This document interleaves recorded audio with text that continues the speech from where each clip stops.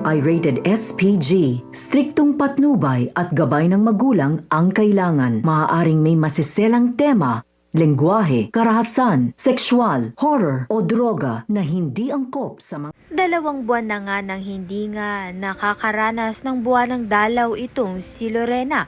Kaya naman nga't hinihinala ng mga kakosa niya na buntis nga ito. Dahil dito agad nga siyang pumunta sa klinik at dito na nga'y nakumpirma na nga na buntis nga siya.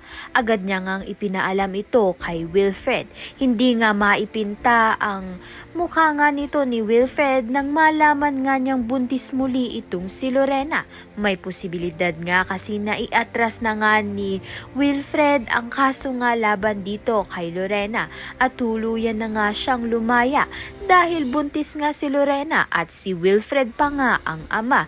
Sa kabilang banda naman nga, sumugod nga itong si Amber sa kulungan upang ngang komprontahin itong si Carol.